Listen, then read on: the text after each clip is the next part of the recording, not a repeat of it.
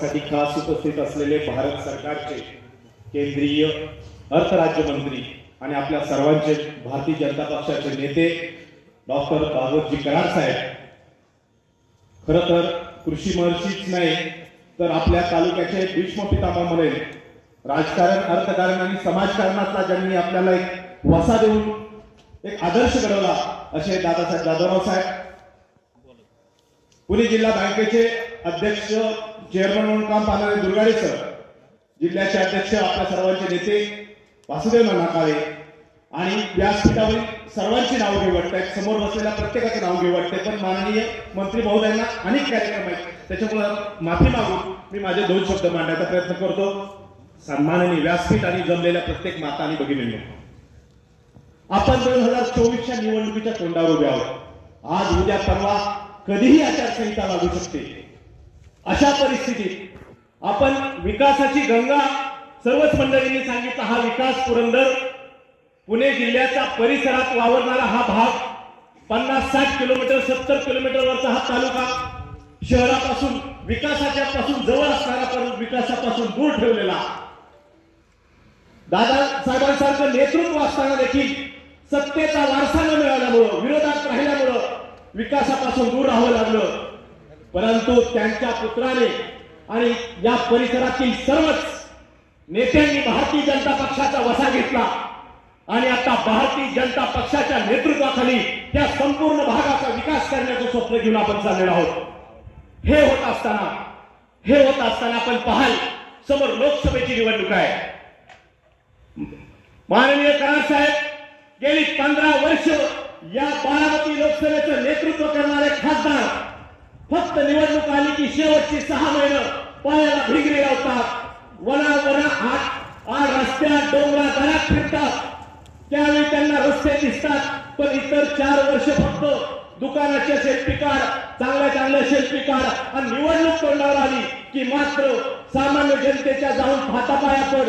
आज अशी परिस्थिती आहे, बिना निमंत्रणाचं जागोजागी जात आहेत. माननीय सुप्रियाताई ह्याच्या त्याच्या पाया पडतायत.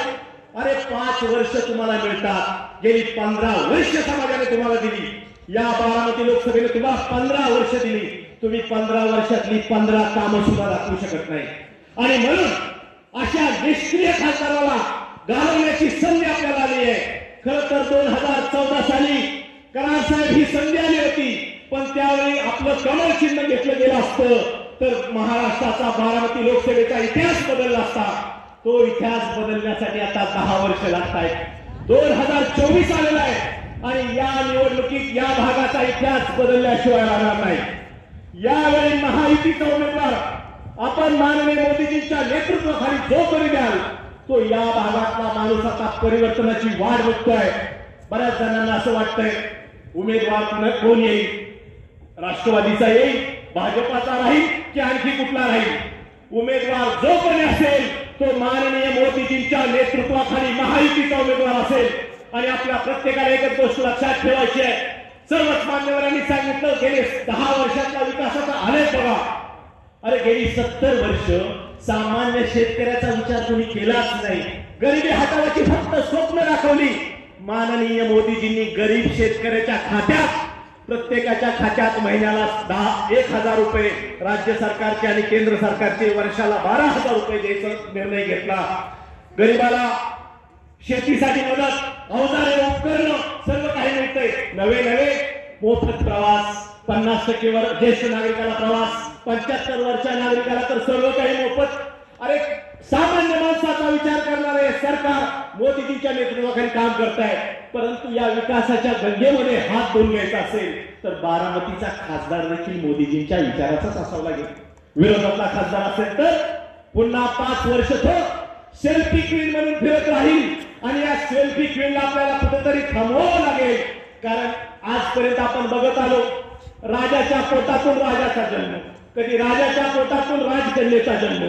अरे ही राजकन्या गेली 15 वर्ष आम्ही कधीतरी ऐकून होतो जाणते राजा आहे.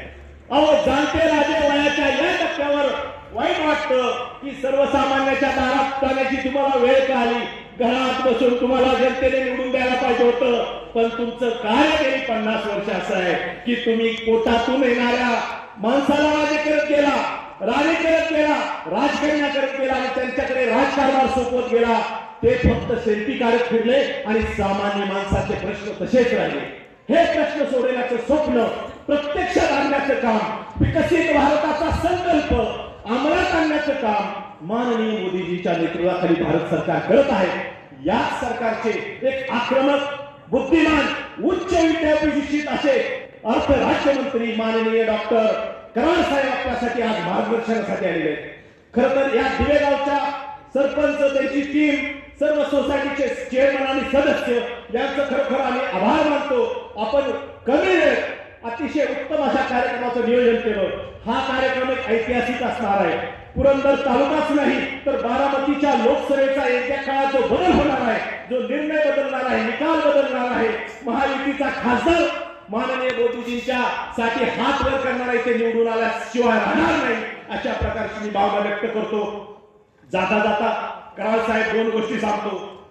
येणारा खासदार महायुतीचा तर असलाच पाहिजे, परंतु माननीय मोदीजींच्या विचारांसाठी ताकदीने पुढे येणारा असला पाहिजे. बऱ्याच वेळा गफलती केल्या जातील, आपल्याला काही ते दिशा भरकटवण्याचं काम केलं जाईल, पण बारामती लोकसभेचा प्रभारी म्हणून मी एक जबाबदारीने सांगतो, इथला उमेदवार माननीय मोदीजी, माननीय देवेंद्रजी, एकनाथ शिंदे साहेब, अजितदादा यांच्या नेतृत्वाखाली जो उमेदवार येईल त्याचं ताकदीनं आपल्याला काम करायचं आहे आणि तो निवडून आणून द्यायचा आहे, अशा प्रकारची भावना व्यक्त करतो आणि मी माझं लांबलेले दोन शब्द थांबवतो. जय हिंद, जय भारत.